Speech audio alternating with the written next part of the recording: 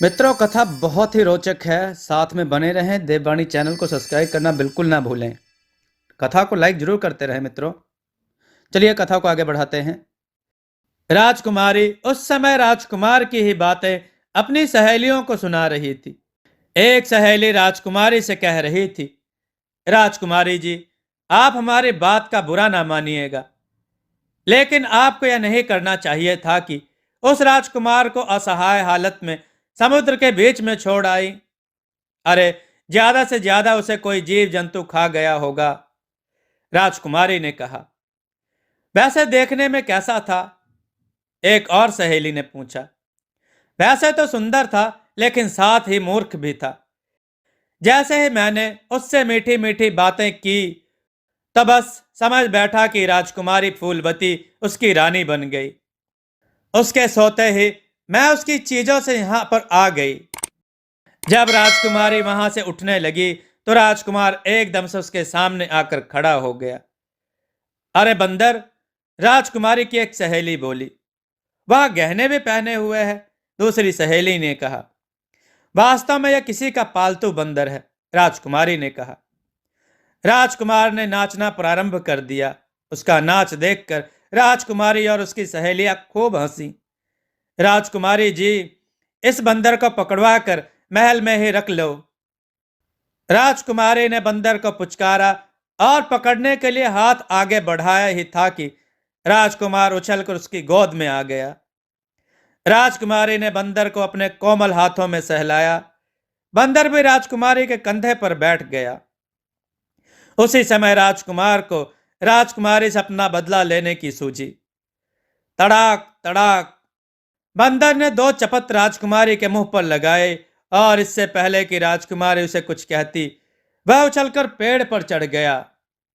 राजकुमारी को क्रोध आ गया और राजकुमारी की सहेलियां भी बंदर को घूरने लगी। उत्तर में राजकुमार अपने दांत दिखाकर राजकुमारी को चिढ़ा रहा था। बड़ा बदतमीज बंदर है, एक सहेली ने कहा। इसने तो राजकुमारी को दो थप्पड़ मार दिए। राजकुमारी ने तुरंत चार सिपाही राजकुमार के पीछे लगा दिए कि हर हाल में इस बंदर को पकड़कर लाया जाए। पूरे बाग में हड़कंप मच गया। राजकुमार था कि किसी के हाथ नहीं आ रहा था। अंधेरा होने पर सब सिपाही थक कर हट गए, लेकिन बंदर किसी के हाथ नहीं लग सका। काफी रात बीतने तक राजकुमार महल की छत पर दुबका रहा, और जब उसे यह निश्चय हो गया कि राजकुमारी सो गई होगी तो उसके कमरे में जा पहुंचा। राजकुमारी अपने पलंग पर आराम से सो रही थी। राजकुमार उसके पलंग पर पहुंच गया और उसने सबसे पहले अपने खड़ाऊ व दोनों झोलियां तलाश की। दोनों झोलियां उठाकर उसने खड़ाऊ भी रख ली। फिर राजकुमारी की नाक पर घास लगा दी। घास की खुशबू जैसे राजकुमारी की नाक में पहुंची तो एकदम से बंदरिया बन गई। काफी देर तक राजकुमार उसे देखता रहा और फिर अपने गहने उतार कर उसे पहना दिए। सारा काम चुपचाप करके राजकुमार वहां से निकल गया। बंदर की शक्ल होने के कारण पहरेदार भी उसे नहीं देख सके। सुबह जब एक नौकरानी राजकुमारी को जगाने आई तो उसने राजकुमारी के पलंग पर एक बंदरिया को देखकर शोर मचा दिया। शोरगुल में राजकुमारी की आंख खुल गई, और जब उसने देखा कि वह सुंदर राजकुमारी ना होकर बंदरिया है तो रोने लगी और जो भी आता उसी पर झपट पड़ती। लाचार होकर पहरेदारों ने यह खबर राजा व रानी तक पहुंचाई और राजकुमारी के कमरे का दरवाजा बाहर से बंद कर दिया गया। बस बात ही बात में यह खबर पूरे शहर में फैल गई। सारा शहर महल की ओर दौड़ पड़ा। बुढ़िया ने राजकुमार को भी यह खबर सुनाई। राजकुमार को वैसे तो मालूम ही था, लेकिन फिर भी वह भीड़ के साथ चलता हुआ महल के दरवाजे पर पहुंच गया। बड़े बड़े जादूगर व वैद्य राजकुमारी को देखने आ रहे थे, लेकिन कोई भी ठीक नहीं कर पा रहा था। कुछ लोग यह कह रहे थे कि यह जादू की बंदरिया है। अंत में पुत्री के वियोग में राजा ने ऐलान कर दिया कि जो भी राजकुमारी को ठीक करेगा उसे मुंह मांगा इनाम दिया जाएगा।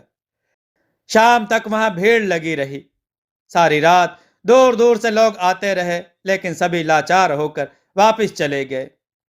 अगले दिन राजा ने आम दरबार किया और अपने ऐलान को दोहराया। सारी जनता व दरबारी चुप बैठे थे। दरबार में राजकुमार भी भेष बदले बैठा था। जब उसने देखा कि राजा की आंखों में आंसू आ गए तो वह अपने स्थान से उठकर आगे बढ़ गया। राजन, मैं आपकी बेटी को ठीक कर सकता हूं, लेकिन उसके लिए मेरी एक शर्त होगी। सभी लोग इस नौजवान साधु की ओर देखने लगे। कुछ लोग समझ रहे थे कि वह बेवजह ही उड़ रहा है। बोलो पूज्य साधु, तुम कौन सी शर्त हमसे मनवाना चाहते हो? राजा ने कहा, मैं चाहता हूं कि आप राजकुमारी की शादी मुझसे कर दें। राजा गुस्से से कांपता हुआ अपनी गद्दी से खड़ा हो गया। ओ दुष्ट साधु, ऐसे समय में जबकि हम पर विपत्ति का पहाड़ टूट गया है, तुम हमारा अपमान कर रहे हो। राजन, क्रोध करने से कुछ नहीं होगा। अगर आप राजकुमारी की असली सूरत देखना चाहते हैं तो मेरी शर्त आपको भरे दरबार में माननी होगी। दरबारी आश्चर्य से राजा की ओर देख रहे थे। शायद राजा का गुस्सा और भी तेज होता, लेकिन मंत्री जी अपने स्थान से आगे बढ़े और राजकुमार से बोले, युवक, तुम राजकुमारी से शादी करना चाहते हो, लेकिन शायद तुम्हें नहीं मालूम कि इस राज्य के सरकारी कानून के अनुसार जो भी व्यक्ति राजकुमारी से शादी का प्रस्ताव रखता है उसे जल्लादों के हाथों सौंप दिया जाता है।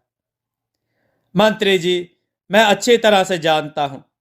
मुझे भी पहले महाराज ने जल्लादों के हवाले कर दिया था और अपना बदला हुआ भेष उतार दिया। अरे तुम, राजा ने चौंकते हुए कहा, तुम जिंदा हो?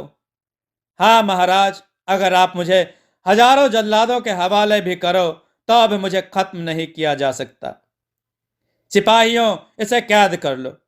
कल हमारे सामने चौक में इसका सिर तलवार से उड़वाया जाएगा। राजा की आज्ञा पर राजकुमार को फिर सिपाहियों ने पकड़ लिया। राजकुमार के चेहरे पर उस समय भी मुस्कुराहट थी। राजा ने दरबार समाप्त कर दिया। जब वह अपनी रानी के पास पहुंचा तो बातों ही बातों में राजकुमार की शर्त भी बताई। आपने उसे जेल खाने में डाल दिया। आखिर आपने राजकुमारी को सारी उम्र कुंवारी तो रखना नहीं है। महारानी ने रोते हुए कहा, और अब मेरी बेटी बंदरिया बन गई है। मुझे तो वह शैतान लगता है, लेकिन आप ही कहते हैं कि उसने राजकुमारी को ठीक करने के बदले में उससे विवाह करने की इच्छा प्रकट की है। यही तो मुश्किल है, राजा ने कहा।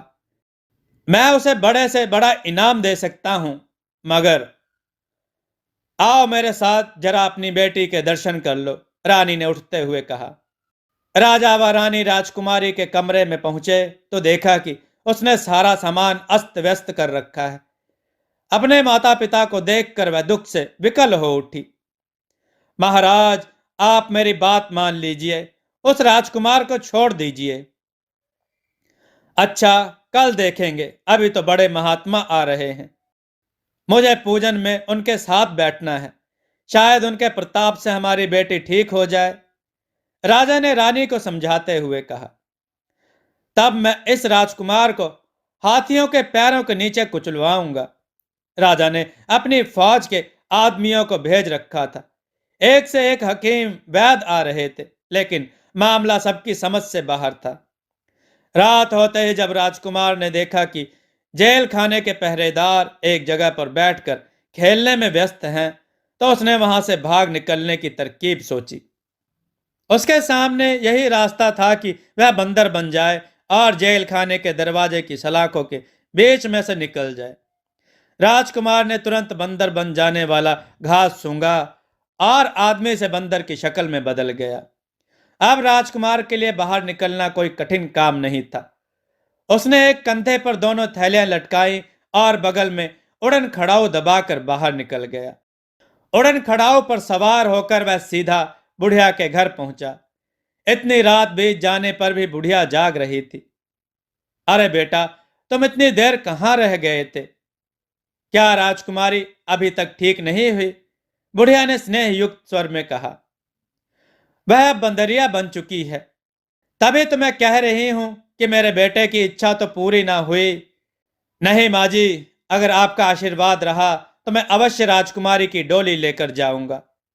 सुबह होते ही राजकुमार ने एक जोड़ी बढ़िया वस्त्र मंगवाए और बाजार से एक घोड़ा खरीदकर उस पर सवार होकर राजमहल की ओर चल दिया। दरबार में सभी दरबारी उपस्थित थे। सारी रात से वहां पर मंत्रों का जाप हो रहा था। राजन, राजकुमार ने अंदर जाकर ऊंची आवाज में कहा। अच्छे वस्त्र होने के कारण राजकुमार को किसी ने अंदर जाने से नहीं रोका था। राजा ने और दरबारियों ने राजकुमार की ओर देखा। राजा अपने स्थान से उछलकर खड़ा हो गया। राजकुमारी बंदरिया के रूप में एक खंबे के पास बैठी थी। उसके गले में रस्सी बंधी हुई थी। तुम कैद से बाहर कैसे आ गए? राजा ने पूछा और सेनापति को आदेश दिया कि जेल खाने में जाकर पता लगाओ कि वहां से कैसे भागा। राजन, मैं आज आपके दरबार में अंतिम बार आया हूं। अगर आपने अपनी जिद को अब भी कायम रखा तो इस खूबसूरत राजकुमारी को हमेशा इसी रूप में देखोगे। सारा दरबार आश्चर्य में था कि राजकुमार जेल से कैसे निकल आया, और तब तो वे और भी हैरान रह गए जब उन्हें यह मालूम हुआ कि जेल की कोठरी का ताला सही सलामत है और राजकुमार वहां से भाग निकला। मंत्री ने भी राजा को समझाया कि इससे अच्छा वर राजकुमारी को नहीं मिल पाएगा। अंत में राजकुमार की शर्त मान ली गई। राजकुमार बंदरिया को लेकर एकांत कमरे में गया और उसे दूसरा घास सुंघाया। राजकुमारी फिर से अपनी असली सूरत में आ गई। दोनों का धूमधाम से विवाह हो गया। राजा ने बहुत से हाथी घोड़े दहेज में दिए। तीसरे दिन राजकुमार डोली लेकर रवाना हो गया। उसके साथ काफी सैनिक भी थे। जगह जगह पड़ाव डालकर आराम करता हुआ जब राजकुमार अपने देश पहुंचा तो शाम का समय था। घोड़ों और हाथियों के चलने से धूल के गुब्बार आसमान में उठ रहे थे। राजकुमार नरेंद्र सिंह के पिता ने समझा कि किसी ने उनके नगर पर हमला कर दिया है। वे भी तुरंत अपनी फौज लेकर आगे बढ़ गए। जब उन्हें पता चला कि यह तो उनका बहादुर पुत्र है तो सारी नगरी में खुशी की लहर दौड़ गई। राजकुमार अपनी छोटी माता के पास राजकुमारी को लेकर पहुंचा और कहा, छोटी माता, हमें आशीर्वाद दीजिए। आपके आदेशानुसार राजकुमारी फूलवती आपके सामने है। सारा नगर रोशनी से नहा रहा था। राजा ने बड़ा भारी उत्सव मनाया। दोस्तों, आपको यह कथा कैसी लगी? अपने विचार और सुझाव कमेंट में जरूर दें। हमारी कथाओं को लाइक करें, हमारे चैनल को सब्सक्राइब करना न भूलें। हमारी कथाओं को शेयर जरूर करें जिससे लोगों को अच्छा ज्ञान प्राप्त हो। जय श्री राम भक्तों।